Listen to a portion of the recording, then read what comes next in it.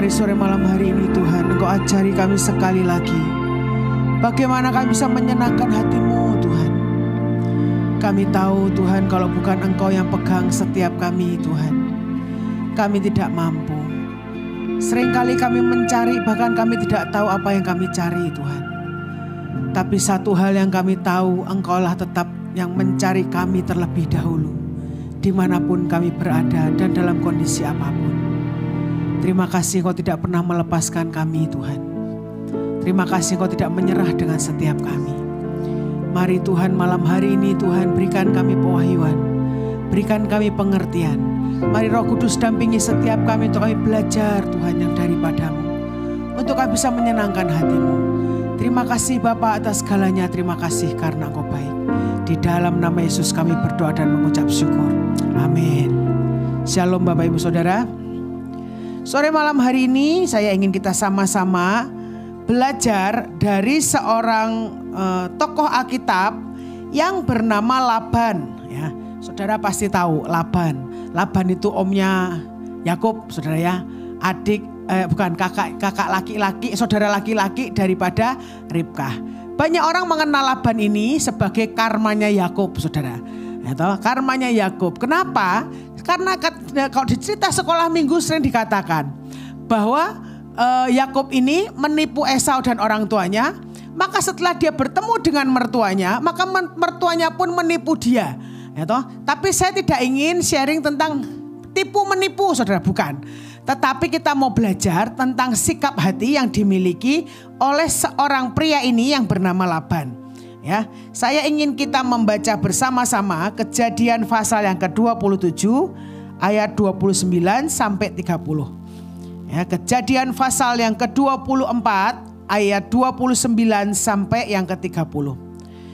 Ribkah mempunyai saudara laki-laki namanya Laban. Laban berlari keluar mendapatkan orang itu ke mata air tadi. Sesudah dilihatnya anting-anting itu dan gelang pada tangan saudaranya, dan sesudah didengarnya perkataan Ribkah, saudaranya yang bunyinya, begitulah dikatakan orang itu kepadaku. Ia mendapatkan orang itu yang masih berdiri di samping unta-untanya di dekat mata air itu. Saudara, kalau cerita tentang ini tentang Eliezer disuruh cari istri buat Ishak. Ya, disuruh cari istri buat Ishak. Waktu Abraham ini melihat istri yang dipilih oleh Ismail, susah hatinya. Jadi dia mengutus hambanya yang paling tua, yang paling dipercaya, kamu pergi balik ke tempat kampungnya Ribkah. Coba carilah istri di sana untuk anakku. Dan Eliezer ini bertemu dengan Ribkah di mata air. Ya. Dan di mata air ini juga saat dikatakan bahwa aku ini sedang mencari seorang istri untuk anak tuanku. Nah, saudara, waktu dibilang bahwa kamu ini siapa, gitu kan? Dibilang bahwa dia adalah seorang yang memang dicari di sana. Gitu. Lalu kemudian Ribkah ini mau sama ini. Jadi Laban ini ada di dua generasi, saudara. Ya, ini saya sedang cerita di bagian Ribkah. Ya. Nah, waktu Laban ini ketemu saat Eliezer melamar Ribkah, dia ini termasuk orang yang sukses. Dalam artian apa? Dia bertemu dengan Eliezer dan dia menjadi juru bicara keluarga. Ya, saat Ribkah ini dilamar, maka Laban dan Betuel ayahnya yang memberi jawaban kepada Eliezer ini. Dikatakan di Kejadian masih yang pasal yang ke-24 ayat yang ke-50. Setelah Eliezer mengatakan ini dan itu untuk melamar, lalu Laban dan Betuel menjawab di Kejadian 24 ayat 50, semuanya ini datangnya dari Tuhan. Kami tidak dapat mengatakan kepadamu baiknya atau buruknya. Jadi dari awal ini orang mengenal Tuhan. Dari dia memutuskan untuk memberikan Ribkah ini untuk dipinang untuk menjadi istrinya Ishak, mereka ini mendengar kata Tuhan. Ini yang dilakukan Laban untuk Ribkah. Saat saudarinya ini dilamar, diceritakan, oh ini ada orang muda yang kaya, hartanya banyak, menjadi tuan tanah dan sedang mencari istri. Saudara, kalau engkau ya hari-hari ini kau punya anak perempuan, Lalu tiba-tiba datanglah satu orang utusan yang melamar, boleh enggak anakmu ini untuk dijadikan menantu oleh keluarga tuanku. Lalu menyebut sebuah nama dan saudara tahu bahwa ini keluarga yang sangat kaya. Lalu apa? Cinta Tuhan. Mungkin mapan dan tampan. Yaitu menyenangkan hati Tuhan dan hidup untuk lawatan. Atau saudara komplit toh. Saudara kalau punya anak perempuan dengan kriteria seperti itu langsung dikasih apa enggak? Oh, langsung ACC itu katanya di sini. Langsung ACC. Begitu juga Laban. Begitu dibilang bahwa Ribka akan dipinang, tapi sayangnya di ayat yang ke-30 itu yang dia lihat. Dikatakan apa? Sesudah dilihatnya apa? Anting-anting dan gelang pada tangan yang dibawa Ribka. Membuktikan bahwa ini ada keluarga kaya mau ngelamar saudaramu nih. Gitu. Lalu saat sudah tiba waktunya dikatakan dia bertemu dengan Eliezer dan dia ngomong ini dari Tuhan. Dan saudara singkat cerita Ribka ini akhirnya dipinang untuk menjadi istrinya Ishak. Ini seorang yang menjadi juru bicara keluarga biasanya saudara.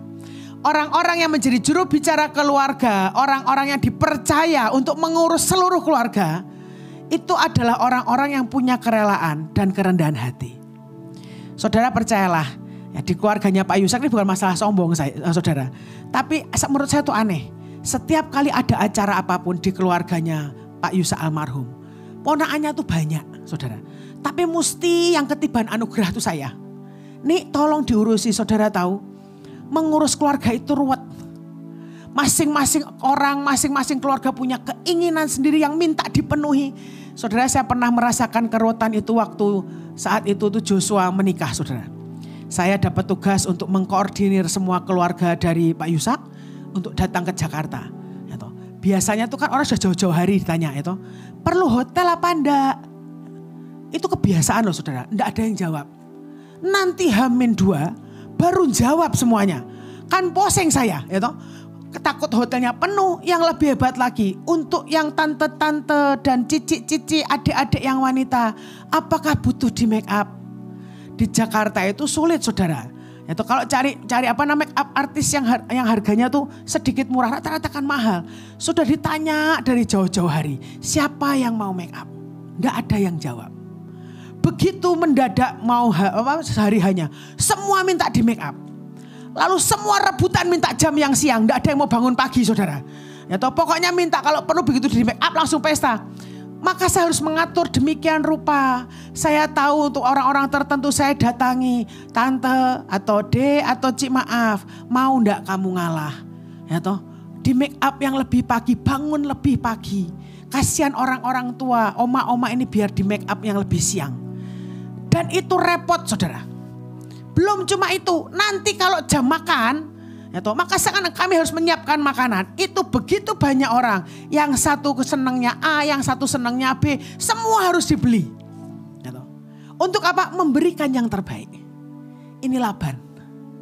Orang yang mengurus keluarganya dengan sangat baik. Menjadi juru bicara keluarganya. Mendampingi ayahnya, mengatur keluarganya. Ini orang yang punya kerendahan hati dan kerelaan menurut saya. Wes percayalah, saudara kalau saudaranya cuma berdua, enggak apa-apa. Kalau saudara punya keluarga yang besar, ya toh, satu keluarga mungkin 7, 8, 9 anak mungkin. Ya toh, saya mengucap syukur kami ini tampangnya tampang Cina, tapi kebudayaannya internasional, saudara. Saya tuh enggak pernah kepikir tuh, seandainya banyak saudara, lalu kemudian Cynthia, saudara tahu, ya toh ada orang-orang tertentu yang dipilih, saya enggak tahu urutannya bagaimana. Mesti jatahnya masak, menyiapkan ini, menyiapkan itu, ribet percayalah. Tapi termasuk Laban, ini orang yang rela hati. Rela hati di mana? Di generasi Ribka. Nah, lalu kita baca, ya. Seiring berjalannya waktu, lalu tibalah, ya toh, Ribka punya anak kembar, Yakub dan Esau. Lalu Yakub menipu Esau, dia takut dibunuh dan dia lari. Nah, begitu lari, ibunya menyarankan, wes kamu pulang ke kampungku aja. Sana lo cari omu. Terus kamu hidup di sana saja. Dan Yakub ini nurut dengan ibunya. Di Kejadian pasal yang ke-29 ayat yang ke-13 sampai 14. Segera sesudah Laban mendengar kabar tentang Yakub anak saudaranya itu, berlarilah ia menyongsong dia, lalu mendekap dan mencium dia, kemudian membawanya ke rumahnya. Maka Yakub menceritakan segala hal ihwalnya kepada Laban. Kata Laban kepadanya, sesungguhnya engkau sedarah sedaging dengan aku. Maka tinggallah Yakub padanya genap sebulan lamanya. Di masa yang kedua saat Yakub, saudara, begitu Yakub menjadi pelarian, dia masih punya apa? Ingatan yang segar. Ini anak saudaraku yang kaya raya waktu itu. Menurut saya dia punya harapan, oke, ponaanku datang, mungkin akan dia membawa oleh-oleh atau sedikit tanda mata atau sedikit apapun lah. Masa sih anak orang kaya disuruh pergi sama orang tuanya, masa tidak disangoni gitu ya? Masa tidak diberi uang saku ataupun apa? Maka di sini dikatakan dia mendengar tentang Yakub, lalu lari, saudara, menyongsong Yakub, mendekap, mencium, atau saudara ya. Tapi ternyata yang dia temui adalah Yakub seorang diri. Yang dia bawa hanya apa? Tongkat. Di firman Tuhan tidak pernah dikatakan bahwa Yakub membawa pundi-pundi dari ibunya, yang tidak ada. Yang dia bawa cuma apa? Tongkat. Modalnya cuma tongkat, sudah tidak ada lagi. Dikatakan lalu dia menyongsong, mendekap, mencium dan membawa ke rumahnya. Dia akan berharap ini saudaraku yang kaya raya, tidak mungkinlah dia menyusahkan saya. Lalu dikatakan di firman Tuhan, lalu Laban berkata kepadanya, sesungguhnya engkau sedarah sedaging dengan aku. Maka tinggallah Yakub kepadanya genap sebulan lamanya. Nah, setelah Yakub ini tinggal dengannya 1 bulan, mulai Laban mikir, iki ponaan yo, cuma tinggal di rumah doang, kerja ndak, cuma leha-leha menghabiskan makanan, lirik-lirikan sama anakku, kan sudah mulai naksir Rahel ceritanya saudara, itu mulai melirik-lirik anakku, wah payah nih. Lalu tiba-tiba dari seorang yang menjadi juru bicara keluarga, menjadi dari seorang yang dengan kerelaan punya sebuah kerendahan hati, punya sebuah yang namanya kerelaan tadi mengurus seluruh keluarganya.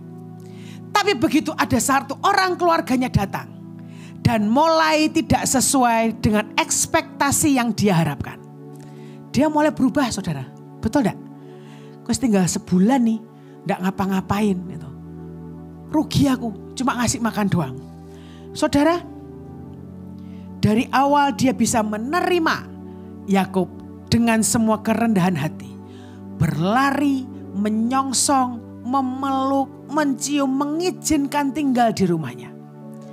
Mendadak semua yang dia tadi rela, menjadi sebuah beban. Oh, ini orang membebaniku. Tidak melakukan apa-apa. Merasa apa? Terancam. Merasa rugi. Sehingga dikatakan di sini, dikatakan seperti apa? Wes, kamu ini masa karena engkau tuh sanak saudaraku, engkau cuma tinggal cuma-cuma. Ini firman Tuhan yang bilang, saudara, di Kejadian 29 ayat ke-15. Kemudian berkatalah Laban kepada Yakub, masakan karena engkau adalah sanak saudaraku, engkau bekerja padaku dengan cuma-cuma. Katakanlah kepadaku apa yang patut menjadi upahmu. Jadi karena ini sudah sebulan tidak ngapa-ngapain, saya bilang, wes kamu kerja sama saya aja.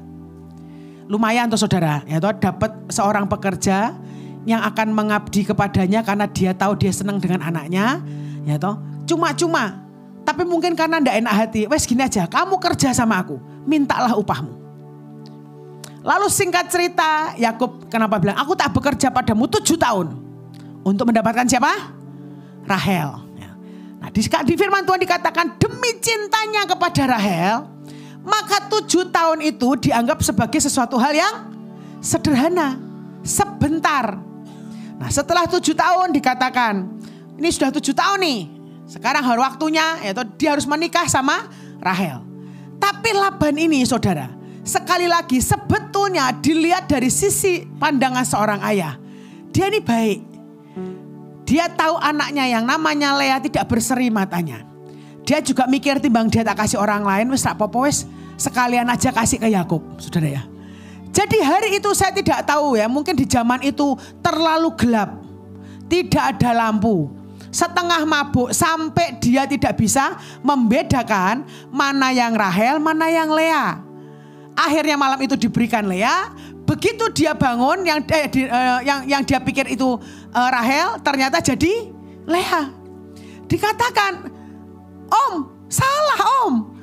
Ini bukan anakmu yang bungsu, anakmu yang pertama ini. Nah, lalu Laban ini ngeles. Bilang, tapi di kebudayaan kita itu tidak bisa memberikan adiknya. Harus kakaknya dulu. Ya wes, kayak gitu piye carane? Nah, lalu dibilang wes, kamu kerja mbak aku, wes genapi 7 hari pernikahanmu, maka aku akan memberikan Rahel padamu. Tapi untuk itu engkau harus bekerja 7 tahun lagi. Betul enggak saudara? Dari yang menerima dengan rela hati cuma berapa bulan? 1 bulan. Sisanya sikap hatinya mulai berubah. Menjadi untung dan rugi untuk kepentingan pribadi. Saudara, setelah 14 tahun berjalan, akhirnya Yakub bilang, boleh enggak? Ya toh? Dia mendapatkan upahnya dari menjadi seorang gembala dari mertuanya. Saudara, singkat cerita, Yakub lebih diberkati daripada Laban. Ya. Nah, kemudian di firman Tuhan dikatakan, di Kejadian pasal yang ke-30 ayat 25. Setelah sekian lama, Yakub sudah mulai punya anak, mulai punya ternak, diberkati oleh Tuhan. Di Kejadian 30 ayat 25 dikatakan, setelah Rahel melahirkan Yusuf, berkatalah Yakub kepada Laban, izinkanlah aku pergi supaya aku pulang ke tempat kelahiranku dan ke negeriku. Saudara, Yakub ini minta pulang kampung karena Tuhan yang ngomong, balik ke negerimu. Nah, tapi sekali lagi, Laban ini menyadari bahwa berkat yang datang dalam rumah tangganya itu karena siapa? Karena Yakub. Dikatakan di ayat yang Kejadian 30 ayat 27, tapi Laban berkata kepadanya, sekiranya aku mendapat kasihmu, telah nyata kepadaku bahwa Tuhan memberkati aku karena engkau. Laban ini sangat mengerti bahwa keluarganya diberkati karena siapa? Yakub. Terlebih lagi begitu dia tahu bahwa berkatnya lewat Yakub, dia tidak mau melepaskan mantunya. Wes, kamu kerja lagi sama aku aja, piye carane? Pokoknya jangan pergi. Tapi singkat cerita saudara, semakin lama semakin berubah Laban ini. Dikatakan di firman Tuhan yang lain bahwa raut mukanya berubah saudara terhadap Yakub. Dibilang dia sudah tidak seperti menghadapi aku yang dulu. Bukan Laban yang menyongsong, berlari, memeluk, mencium dan menerima dia. Tetapi menjadi seorang mertua berhubungan dengan apa? Untung dan rugi untuk kepentingan keluarga Laban. Saudara, seberapa banyak dari kita hari-hari ini sikap hati kita ini berubah. Kalau engkau seorang pemimpin, kalau engkau ini yang namanya seorang ayah, engkau punya anak-anak, engkau pemimpin unit mungkin di persekutuan, engkau membawai begitu anak buah yang banyak. Di awal saat Tuhan berikan engkau mengembalakan, mempercayakan untuk banyak orang anak-anak di bawah untuk didik dan diajar. Engkau seperti Laban. Waktu pertama kali dikatakan, dia bisa menerima semua seadanya. Tapi makin lama dikatakan hatinya berubah. Tidak lagi berdasarkan sebuah ketulusan dan kerelaan, tetapi untung dan rugi. Dan sekali lagi seperti Laban saat dia tahu bahwa anaknya dan keluarganya diberkati karena Yakub, membuat hatinya lebih tidak bisa lepas dari Yakub, bukan karena dia cinta saudara, tapi karena apa? Dia tahu ada berkat yang turun di dalam Yakub ini yang memberkati keluarganya. Berapa banyak saat kita dipercayakan oleh Tuhan mendidik orang-orang di bawah kita, begitu engkau melihat bahwa orang yang dididik oleh Tuhan punya perjanjian, punya anugerah jauh lebih besar daripada engkau, dan kita mulai gelisah. Seperti anak-anak Laban juga bilang, itu lihat tuh, Yakub itu sudah membuat bapak kita ini bangkrut. Lama-lama Yakub lebih kaya daripada bapak kita. Ada sebuah iri hati, sikap hati yang tidak betul saudara. Saat engkau melihat orang anak-anak yang dididik di bawahmu, engkau melihat orang lain lebih diberkati, orang lain lebih maju, dan kita mulai iri hati. Saudara, itu sikap hati yang bergeser. Dan ini menakutkan saudara. Kenapa? Karena kita ini seorang hamba. sikap hati kita tidak boleh bergeser. Kenapa? Karena semua itu cuma anugerah yang diberikan oleh Tuhan. Contohnya saya, saya waktu Bevis masih kecil, mumpung ada orangnya, enggak apa-apa ya Bev, saya mendampingi. Dalam waktu mulai ini sekarang sudah menyenangkan saudara. Ada masanya di umur-umur tertentu, errornya tingkat dewa, nakalnya enggak karuan, bandelnya setengah mati, tapi saya simpan dalam hati, saya cuma berdoa. Tetapi saya tahu hari demi hari penyertaan Tuhan dalam hidupnya sedikit demi sedikit mulai menguasai. Dan saudara tahu hari ini dia seorang youth pastor, diurapi oleh Tuhan saat dia membawakan firman. Lebih hebat dari saya. Apakah saya iri? Tuh ya Bevis ya, lupa tuh sama Tante Lani. Tidak hormat, saya lupa, saya bukan tiang bendera saudara. Tidak perlu dihormati. Ya. Apakah saya iri dengan apa yang dia punya? Saudara, sedikit pun tidak pernah timbul dalam hati saya. Harusnya, bukan berarti saya hebat. Tuhan yang hebat. Tapi itu memberikan pengertian. Kalau kita ini memberikan minum kepada seorang nabi, maka kita akan memperoleh upah seorang nabi. Saat itu Tuhan berkata, engkau sedang membesarkan dan mendampingi raja-raja. Saya percaya. Apapun yang dia lakukan, dimanapun hambanya ini melayani. Saya dapat bagian enggak saudara? Dapat, upah saya tidak pernah hilang. Dia lebih diberkati dari saya. Saya mengucap syukur. Paling tidak kan tidak ngerepoti Tante Lani ya Bev. Lebih enak, betul enggak saudara? Tapi kalau kita berpikir, kok dia diberkati Tuhan? Kok dia malah sekarang melupakan saya? Kok sekarang malah pindah rumah, enggak mau serumah sama saya gitu kan. Misalnya loh gitu. Tapi saya mengucap syukur. Dia mulai belajar berjalan sendiri dengan Tuhan, tidak bergantung kepada manusia. Saya mengucap syukur. Dia bisa membesarkan, dia bisa mengasuh anaknya sendiri tanpa bantuan yang lain. Saya mengucap syukur dia melayani Tuhan, diurapi begitu rupa. Mengucap syukur saudara. Satu-satunya yang membuat saat dikatakan Tuhan bilang kepada hambanya saat mendoakan saya, dibilang bahwa tugasmu, salah satu tugasmu sudah selesai.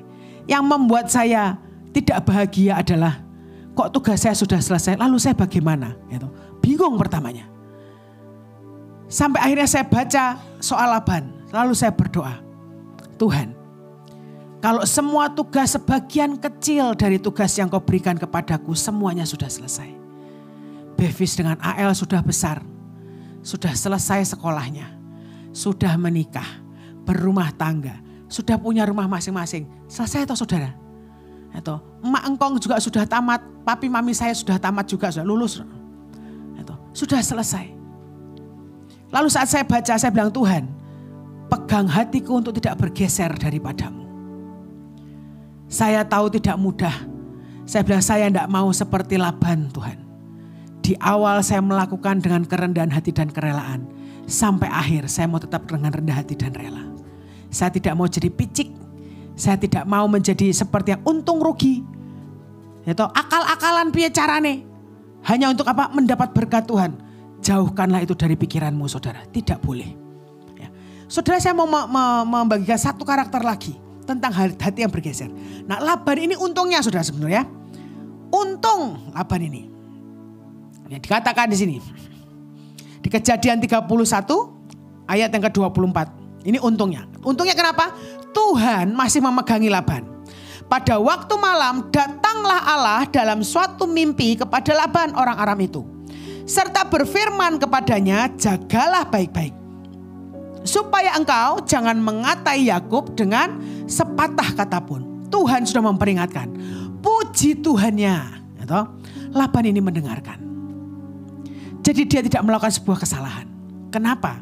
Laban ini tidak pernah menyadari. Dia sedang mendampingi. Dia sedang mengawal yang namanya siapa? Israel. Saat di awal dia menerima Yakub. Yang dia tahu ini Yakub anak Ribkah. Tapi dia tidak pernah tahu bahwa Yakub ini menjadi sebuah bangsa dan melahirkan Mesias di dalamnya.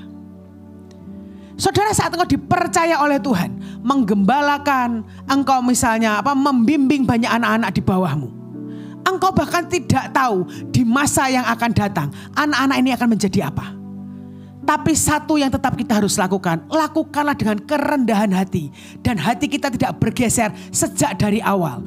Engkau harus berlari, menyongsong, memeluk, dan mencium. Tanpa punya motivasi untung atau rugi. Saya berkata, Tuhan, jangan biarkan aku ini seperti Laban yang berubah hatinya.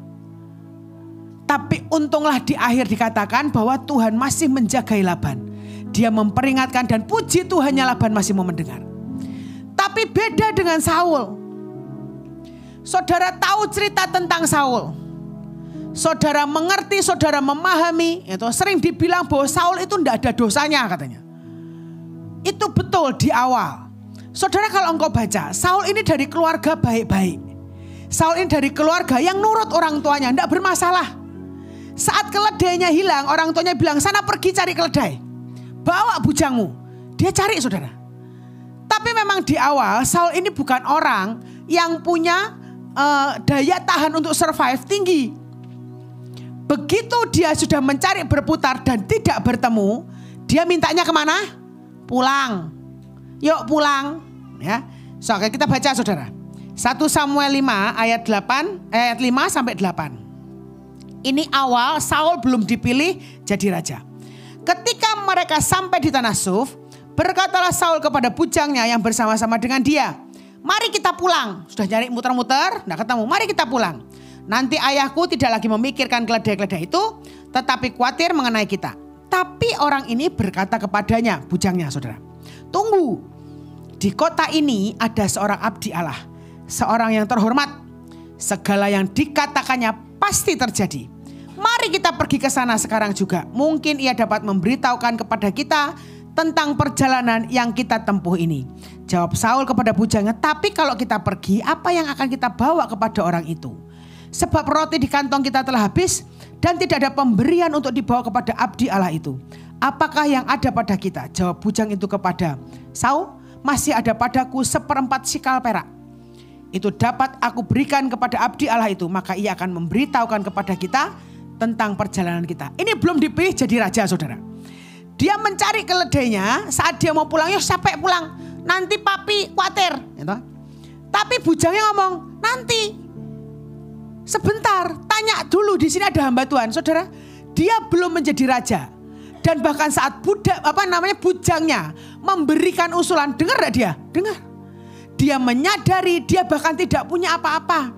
Kalau nanti kita menghadap abdi Allah, kita tidak punya apa-apa. Roti habis, duit tidak ada. Tapi bujangnya bilang, tidak apa-apa.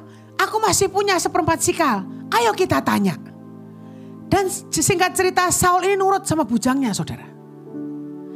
Itu waktu dia belum terpilih menjadi raja. Tiba-tiba Tuhan berkata saat Israel meminta raja, dan Tuhan menunjuk Saul ini loh yang akan jadi rajanya Israel. Saudara, ini anak minder Saul tuh. Ya toh? Di saat dicari rajanya di mana? Di firman Tuhan dikatakan dia di antara barang-barang, ya toh, sembunyi saudara. Tapi saat dia menampakkan diri barulah kelihatan. Ternyata dari bahu ke atas dia lebih tinggi. Tapi saudara tahu, seluruh bangsa Israel tidak ada yang percaya dengan Saul. Kenapa? Mosok toh ini yang akan nolongi kita. Orang kok tingginya begini. Katanya tuh kalau orang pendek itu lebih gesit saudara. Karena dari kepala sama dengkul lebih dekat katanya. Kalau yang tinggi itu jaraknya dari kepala ke dengkul itu kejauhan. Ya toh, kalau mau memerintahkan di sini tuh agak lama mungkin prosesnya untuk bergerak. Ya toh. Jadi ini tidak dipercaya oleh rakyatnya. Yang benar aja, ini raja dari kita. Tapi dikatakan di awal dia dipilih Tuhan jadi raja. Dia bahkan tidak peduli bangsa Israel itu percaya kepada dia atau tidak. Betul tidak saudara? Di awal-awal itu dia mengandalkan Tuhan. Saat Tuhan katakan kamu pergi perang, dia mengandalkan Tuhan. Ya, dikatakan di 1 Samuel 11 ayat yang ke-6. 1 Samuel 11 ayat yang ke-6. Ketika Saul mendengar kabar itu, maka berkuasalah roh Allah atas dia. Dan menyala-nyalalah amarahnya dengan sangat. Jadi dikatakan apa? Berkuasalah apa? Roh Allah. Di awal saat dia tahu dia dipilih oleh Tuhan menjadi Raja Israel dan tidak ada bangsa Israel yang percaya kepadanya, dia bahkan tidak pusing. Dia tetap berharap kepada Tuhan, mendengar kata Tuhan dan memberikan semuanya untuk Tuhan. Dikatakan bahkan saat dia pergi berperang, dia mengandalkan siapa? Roh Tuhan menguasai dia dan menang sekali. Lalu saat dia masih mengandalkan Tuhan dan Tuhan membuat dia berkemenangan, barulah kira-kira beberapa orang dari Israel ini, dari bangsa Israel percaya kepadanya. Oke, dia jadi raja. Dan beberapa kali peperangan dan seluruh bangsa Israel percaya kepadanya. Tapi begitu dia sudah diberikan kepercayaan oleh bangsa Israel, dia berhasil menjadi seorang raja. Sikap hatinya berubah. Saudara, yang pertama, dia takut ditinggalkan oleh orang Israel. Dia bahkan dikatakan di sini mendahului Samuel. Di 1 Samuel pasal yang ke-13 ayat 11 sampai 12. Dikatakan, tetapi kata Samuel, apa yang telah kau perbuat? Jawab Saul, karena aku melihat rakyat itu berserak-serak meninggalkan aku. Dan engkau tidak datang pada waktu yang telah ditentukan. Padahal orang Filistin telah berkumpul di Mikmas. Maka pikirku sebentar lagi orang Filistin akan menyerang aku di Gilgal. Padahal aku belum memohonkan belas kasihan Tuhan. Sebab itu aku memberanikan diri dan mempersembahkan korban bakaran. Harusnya itu bagiannya siapa? Samuel. Tapi karena dia lihat rakyatnya mulai pergi meninggalkan dia. Dan dia berkata, baik, tidak tujuannya baik, aku belum memohonkan belas kasihan Tuhan. Tapi sebetulnya bukan belas kasihan Tuhan yang dia perlu. Dia takut semua rakyat meninggalkannya. Saat dikatakan seperti ini, jangankan suara Tuhan, saudara. Suara Nabi pun dia tidak dengarkan. Di awal, bahkan usulan dari bujangnya dia dengarkan. Begitu dia menjadi seorang raja, bahkan suara Tuhan dan suara nabinya tidak dia didengarkan. Hatinya bergeser. Kenapa? Merasa mampu. Merasa bisa. Saudara, saya ini mengucap syukur. Saya selalu bilang, jadi Elisanya almarhum Pak Yusak itu dibandingkan Elisa orang lain. Saya tuh merasa saya paling menderita, saudara. Kalau Elisa orang lain itu, kalau ketemu dengan Elianya disayang-sayang. Minta didoakan, langsung didoakan. Saya tuh enggak pernah, saudara. Angger minta didoakan mesti dikeplak. Saya tuh sampai pernah iri dengan Bevis. Kalau mereka berdua saya lihat sedang didoakan pagi-pagi, aku cuma batin, kapan giliran saya untuk didoakan. Setiap kali saya mau minta didoakan selalu dijawab apa? Doa dewek, Tuhane sama, dikeplak plok. Ya, pertamanya maknya hati ini tuh rasanya, Tapi saya mengucap syukur. Pernah satu kali di Semarang, saudara. Percayalah zaman itu di Semarang yang masih zaman-zaman riuh antara tarian, jubah dan properti, semuanya berkumpul jadi satu, bersaut-sautan saking mumetnya, Kacau balau. Hari itu saya lupa yang pas bagian apa yang kacau balau. Saya tuh sampai rasanya kecepet. Saya merasa bahwa aku ini tidak melakukan apa-apa, sudah melakukan yang terbaik, tapi kok tetap disalahkan. Wes lah apa-apa, saya tak diem aja, tapi itu tidak kuat, saudara. Lalu hari itu saya putuskan, habis latihan saya masuk ke green room. Pak Yusak masih duduk, saya cuma jongkok di bawahnya. Saya nggak ngomong apa-apa. Saya cuma diam. Lalu engkau ngomong gini, "Kowe kenapa? Ngatur uang angel kan?" katanya. "Kamu kenapa? Ngatur orang susah kan?" Saya tuh sampai melongo. Ya, itu yang mau saya omongkan. Wah, mumet kau ngatur orang, udah bisa diatur semuanya, terserah karpe masing-masing. Pak Yusak bilang, susah tuh ngatur orang. Yuk kene tak sembayang ke. Loh saudara, itu loh, kalau kita mau, Tuhannya enggak mau. Saya enggak minta didoain loh saudara. Saya cuma mungkin ustaz aku tak duduk di kakinya saja wis. Minimal kan seperti lagu hanya duduk dekat tahta itu saudara. Tapi saat saya tidak meminta, beliau mendoakan saya. Saya mendengar kata-katanya. Berikan hikmat, kesabaran dan kebijaksanaan. Buat dia tidak punya rasa memiliki. Buat dia tidak merasa berjasa. Saudara, kata-kata jangan merasa berjasa, tidak boleh memiliki, tidak boleh mengingini. Itu tuh sangat sering saya dengar hampir setiap hari, saudara. Begitu saya cuma menemani duduk, kue, ojo, kroso iso lo, tidak boleh merasa bisa. Gitu. Jangan merasa berjasa. Kamu tidak boleh punya keinginan.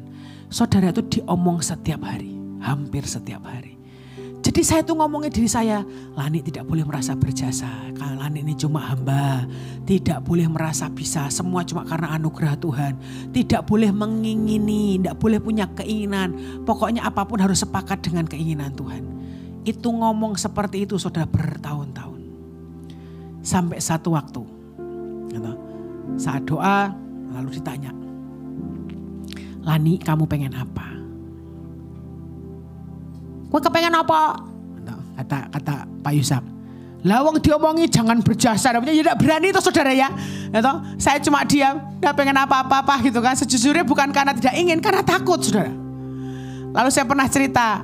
Saya tidak tahu Baby sering atau enggak. Hari itu kami ini ada seperti raker di Kinasih kalau tidak salah. Bareng sama Bu In dengan Pak Petrus Agung. Hari itu hamba-hambanya bilang, kali ini kami akan sepakat dengan apapun permintaanmu. Orang ngantri saudara. Setelah doa dengan Bu In menghadap Pak Agung, engkau harus pikirkan sebuah cara yang dalam ketepatan bahwa engkau harus menghadap Tuhan dan aku akan sepakat dengan engkau. Firman Tuhan berkata 2 orang sepakat cukup.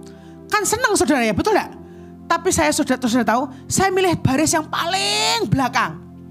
Kenapa? Kan diajari suruh tanya Tuhan. Saya praktek saudara itu awal-awal, anak-anak masih kecil-kecil. Saya tanya Tuhan, Roh Kudus apa yang harus saya minta? Antrian tambah lama tambah maju. 1 orang selesai. Gitu. Tuhan tuh gak ngomong apa-apa saudara. Lalu saya lihat ada orang yang jalan maju ke tempatnya pendetanya Pak Petrus Agung tuh sambil ngesot. Lalu saat berdoa pakai bahasa Jawa kromo inggil. Kataku tuh luar biasa ya toh. Dengan sangat sopan. Lalu saya tuh ngomong gini lah, terus aku tuh piye. Ada yang sambil bersujud, yang nangis, ada yang sambil nari. Saya ini cuma jalan pelan-pelan karena saya bahkan tidak tahu apa yang harus saya lakukan. Semua orang sudah didoakan satu-satu sampailah giliran saya. Begitu sampai giliran saya tuh nangis. Karena urapan Roh Kudus bukan bingung saudara. Saya harus minta apa. Ya sudah di depan mata, terus mau ditanya minta apa. Ditanyai, kamu mau apa? Saya nangis, saya bilang, Pak, saya bahkan tidak tahu saya harus minta apa. Saya bahkan sudah, maksudnya keinginan, sudah saya kubur dalam semua keinginan. Sampai saya lupa saya mau apa. Lalu tiba-tiba beliau berdoa saudara. Beliau cuma katakan, berikanlah hambamu ini hati yang kau lapisi Tuhan. Saya masih ingat kata-katanya sampai hari ini. Berikanlah hambamu ini hati yang kau lapisi sendiri. Sehingga hatinya tidak mudah terluka dan tersakiti. Hati yang gampang memilah mana yang penting dan mana yang tidak penting. Mana yang benar dan mana yang tidak benar. Amin. Dah itu aja saudara. Tapi menurut saya modal awal. Saudara engkau melayani Tuhan. Engkau menjadi anak Tuhan. Engkau menjadi hamba Tuhan. Engkau butuh punya hati yang dilapisi yang tidak membuat hati kita gampang apa pahit. Berapa banyak pemimpin engkau pahit karena kelakuan anak buahmu. Berapa banyak pemimpin yang kecewa.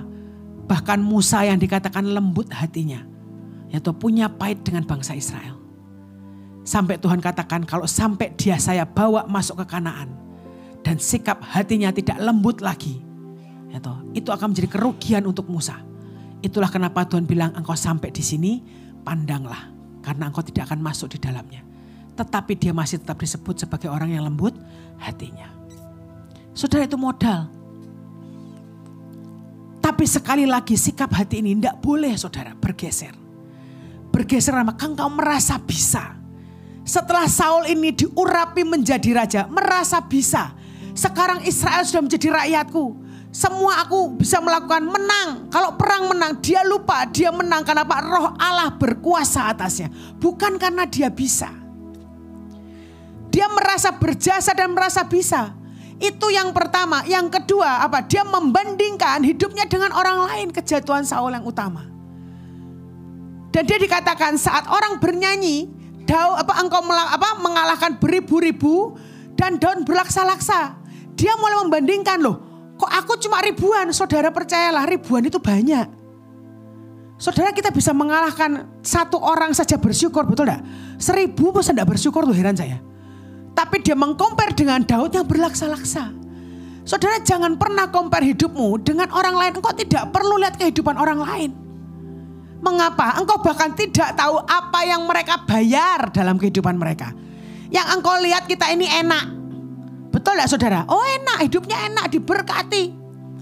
Tapi engkau tidak tahu apa yang sedang terjadi dalam hidupnya. Yang dia bayar, salib dalam hidupnya apa. Engkau bahkan tidak tahu.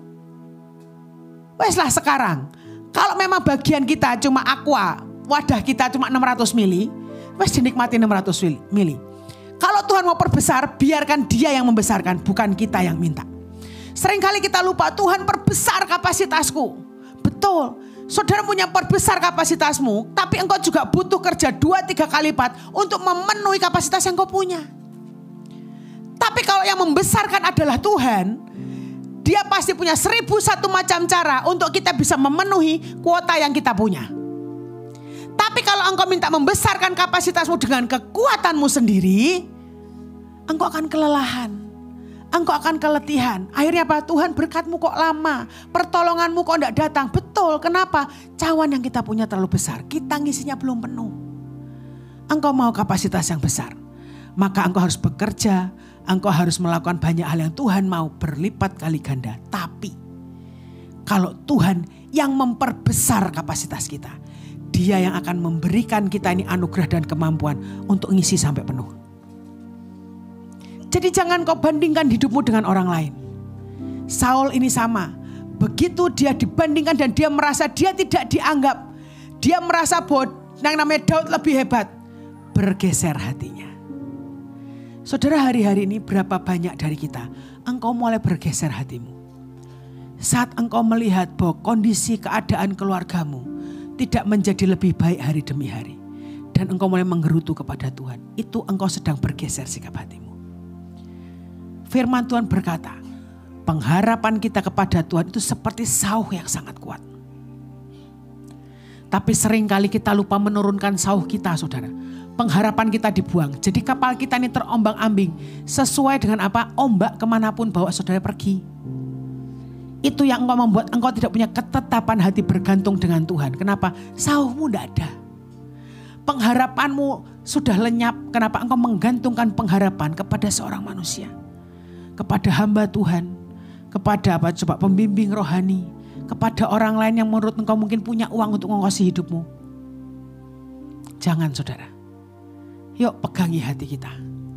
Bilang Tuhan supaya hatiku tidak bergeser. Saudara, tanggal 19 kita akan roh hasanah di Cirebon. Dikatakan bahwa the year of the open door. Itu tahun dengan pintu-pintu yang akan Tuhan bukakan. Dikatakan pintu kelimpahan. Di situ dikatakan lagi dengan namanya pintu pewahyuan. Pintu yang namanya kegerakan. Begitu banyak yang Tuhan percayakan. Apalagi yang saudara ingat apa coba? Financial freedom, benar gak? Saudara tuh kalau misalnya mau ke roh hasanah, jangan berpikir soal kebebasan masalah keuangan. Itu cuma sebagian kecil yang Tuhan kerjakan dalam hidup kita. Engkau harus apa? Ini bebas loh, dari dosa, atau dari keegoisan, dari pahit, dari marah. Engkau butuh yang namanya dibebaskan. Nah, kalau seandainya Tuhan mencurahkan begitu banyak hal yang ajaib dalam hidup kita. Dan engkau tidak punya sikap hati yang benar, bisa tidak Tuhan pakai kita? Tidak bisa saudara, engkau tidak akan menerima apapun. Mulai dari hari ini engkau katakan, semua cuma titipan. Kalau tiba-tiba engkau Tuhan mengurapi engkau dengan luar biasa.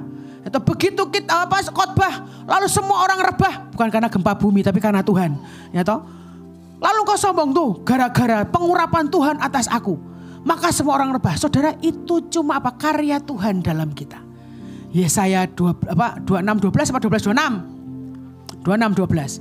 Tuhan, engkau yang mengerjakannya di dalam kita. Yang kerja siapa? Tuhan. Kalau itu dicabut dalam hidupmu, punyakah engkau pengurapan sehebat itu? Tidak punya.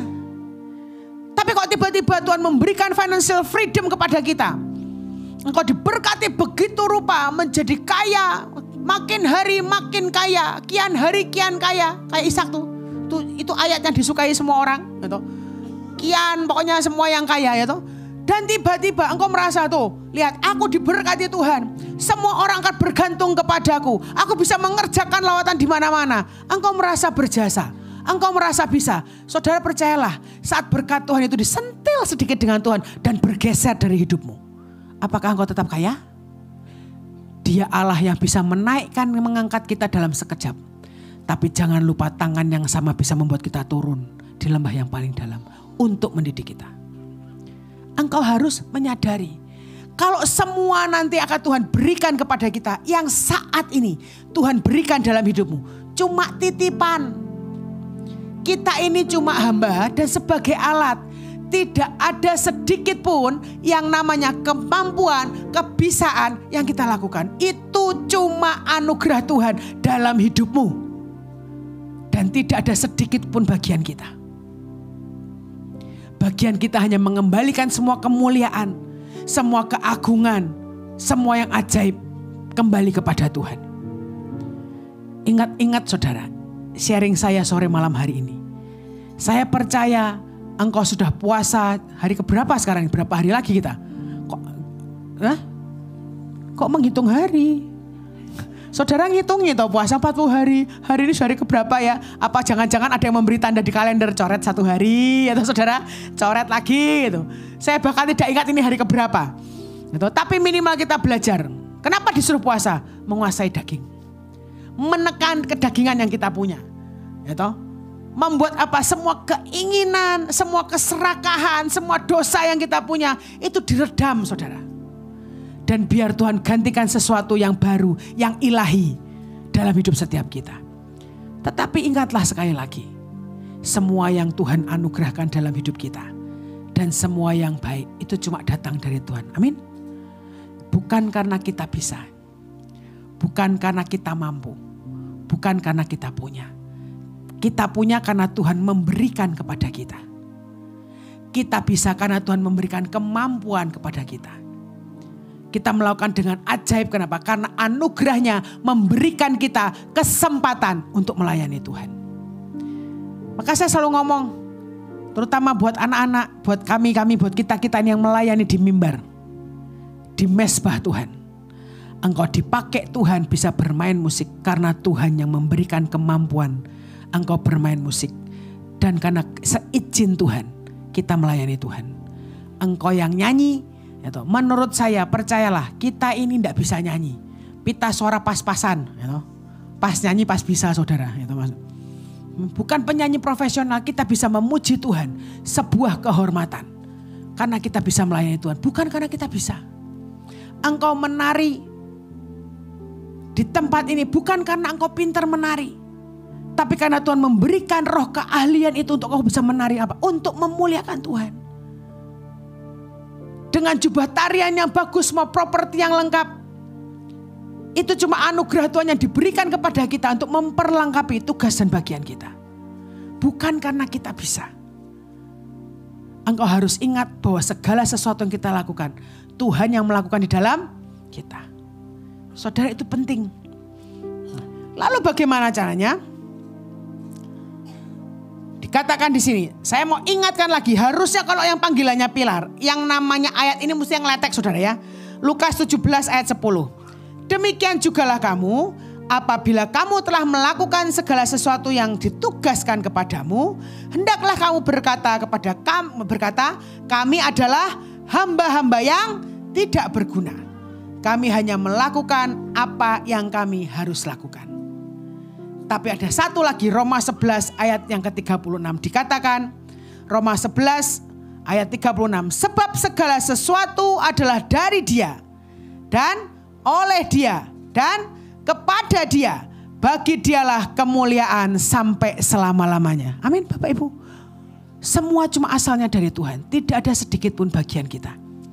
Kita ini cuma hamba. Saya sering kali ngomong soal itu loh. Saya tuh senang dengan ayamnya Hehe saudara. Ayamnya Moana tuh namanya Hehe. ayamnya Moana. Saudara kok enggak tahu nonton film Moana, nanti saudara tahu ayamnya. Menurut saya ya, ini ayam tergoblok di dunia, saudara. Ya, berjalan saja tidak tahu arah. Apa juga di depannya ditabrak, tidak pernah ada yang benar. Si ayam hehe ini, itu goblok banget pokoknya. Saya enggak pernah sih lihat, maksudnya gini, lihat goblok-gobloknya ayam. Mungkin setelah bodohnya ayam hehe ini ada satu ayam lagi yang lebih bodoh, ya toh, ayam yang diserua, yang tidak bisa membedakan jam berapa siang atau malam karena dia selalu berkokok setiap saat, setiap waktu. Ya bilang dasar ayam aneh gitu kan. Tapi saya agak curiga beberapa hari ke belakang kenapa dia tidak berkokok. Saya sampai tanya, Bu, apakah ayam yang salah berkokok disembelih untuk dimakan karena kita kekurangan bahan makanan?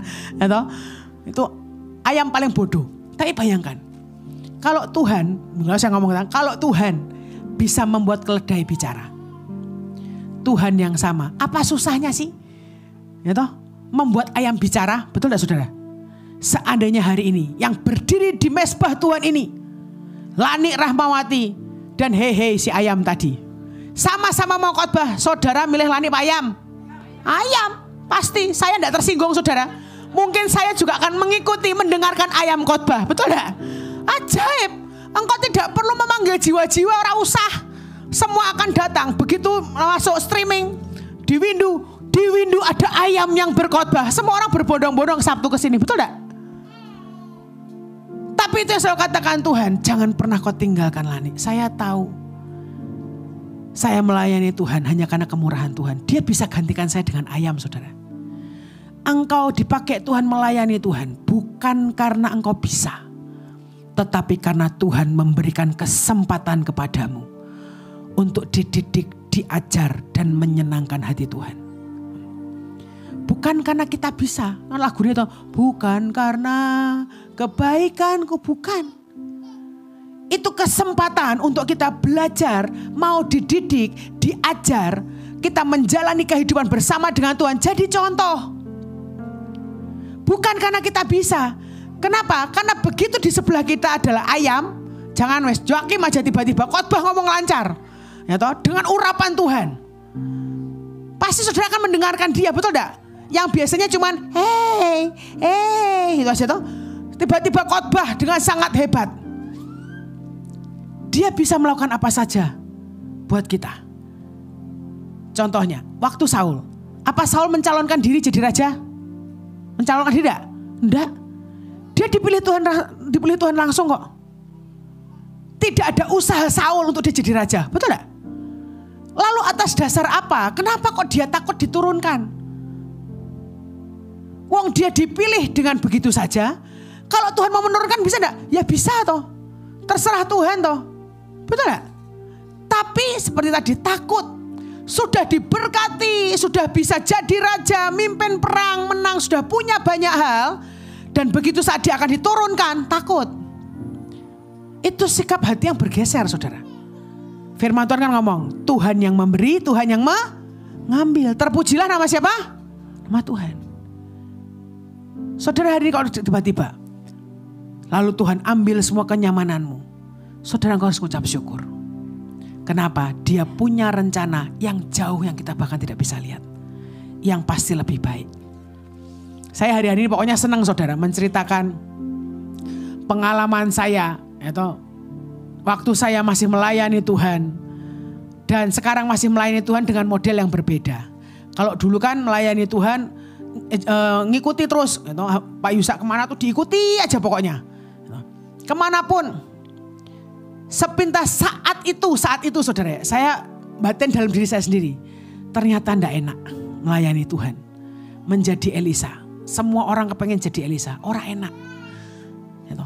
Saudara, pernah sekali waktu saya ini ada yang memberkati saudara. Zaman itu saya tuh dikasih tiket. Terus dibayari hotel. Pergi ke Singapura. Gitu. Pergi ke Singapura. Sudah tinggal bawa uang jajan aja. Lah saya nih senang tuh saudara. Waktu itu papi mami masih ada. Saya sama Kaleb berempat. Oke, kita pergi ke Singapura.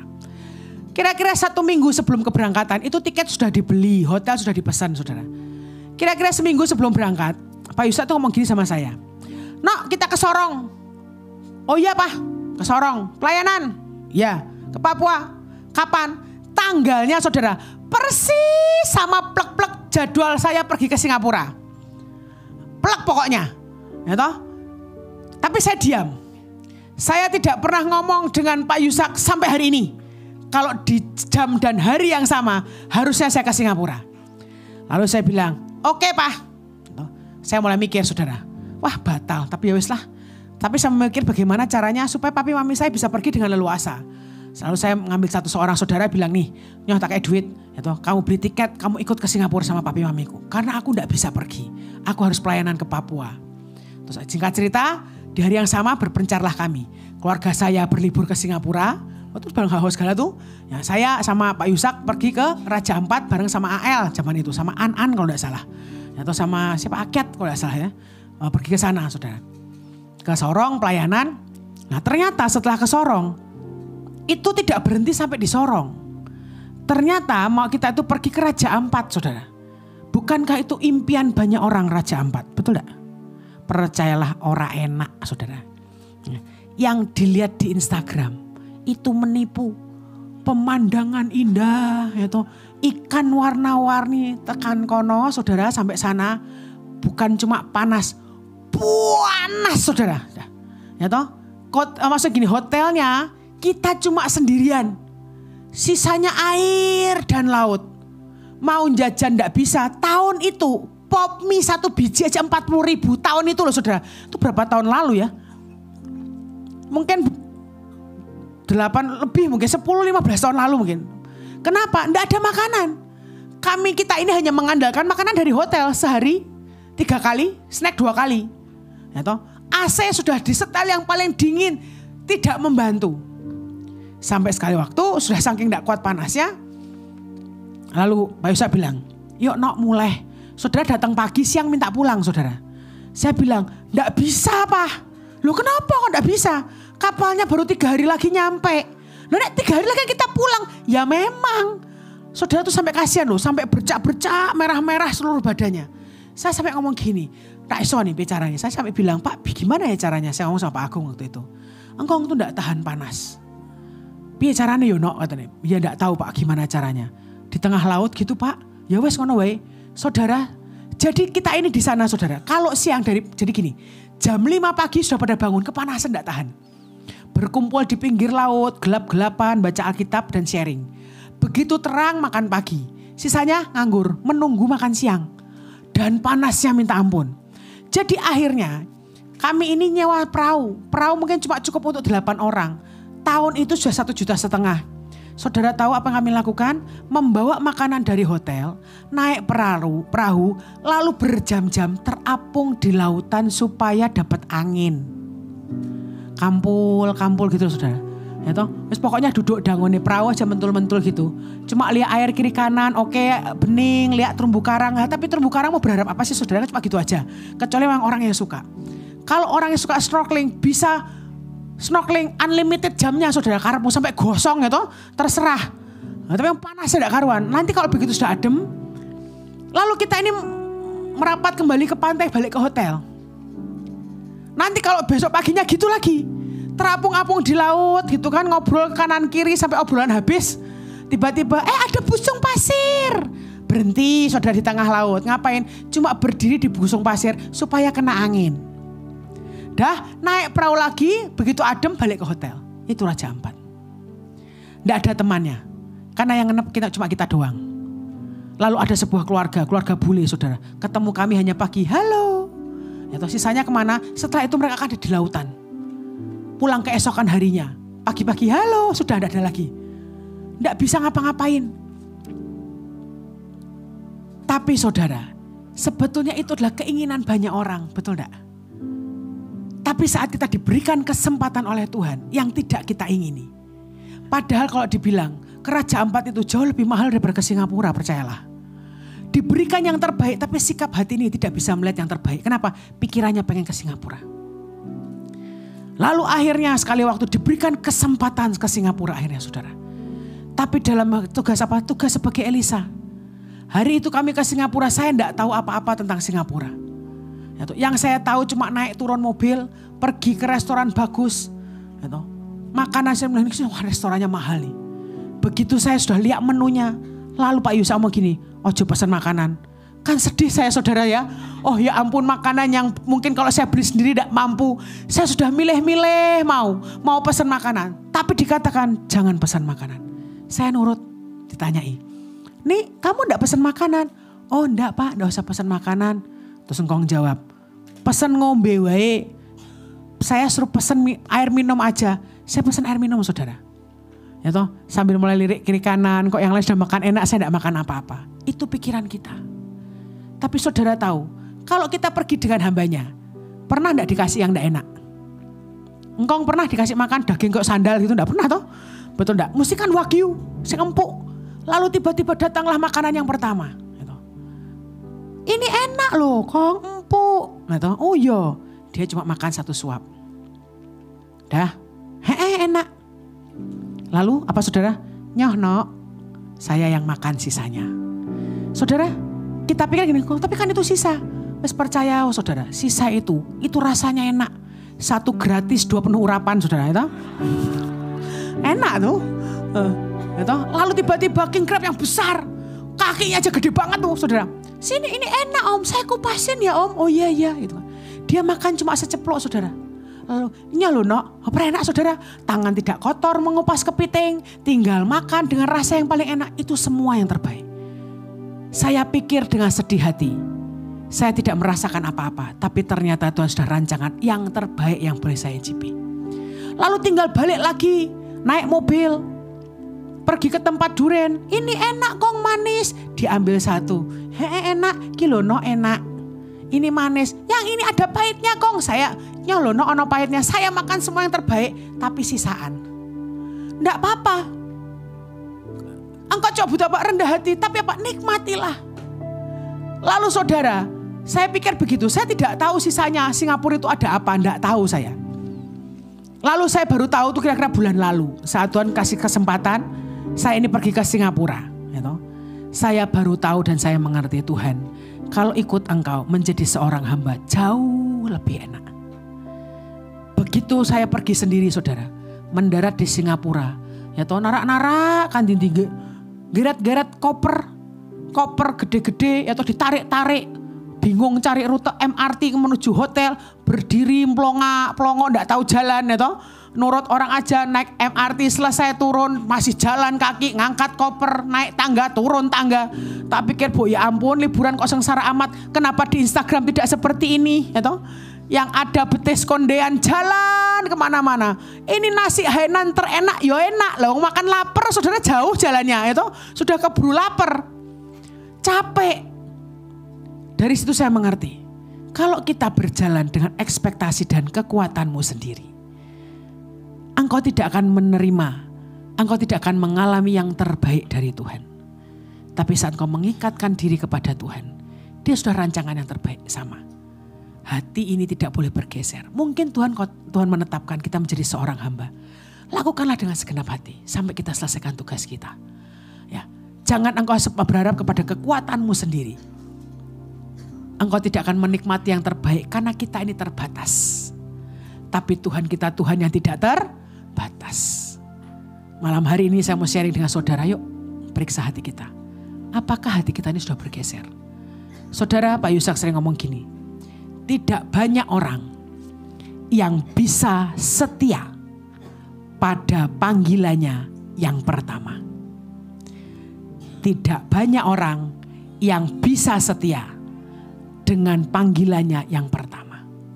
Rata-rata setelah berjalannya waktu, mulai terbiasa, mulai merasa bisa, maka hati kita bergeser.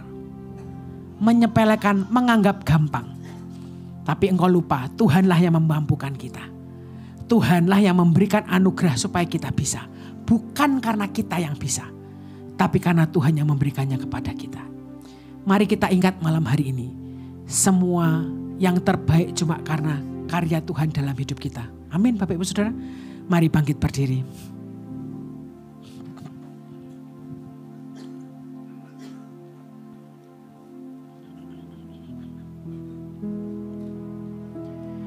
Kami tahu Tuhan, kalau semua yang baik dalam hidup kami hanya karya-Mu. Tidak ada bagian dari kami Tuhan sedikit pun karena kami bisa dan mampu. Hari ini mari Tuhan buat supaya hati kita ini, hati kami tidak bergeser Tuhan. Dan kami tetap mengandalkan Engkau dalam segala perkara dalam kehidupan setiap kami.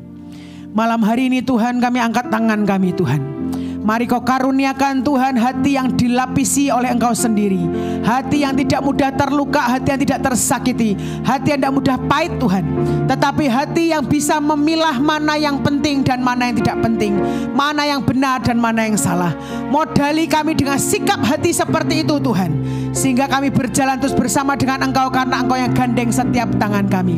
Terima kasih untuk anugerah dan kemurahan-Mu. Terima kasih karena Engkau baik. Di dalam nama Yesus semua yang percaya dan menerima sama-sama katakan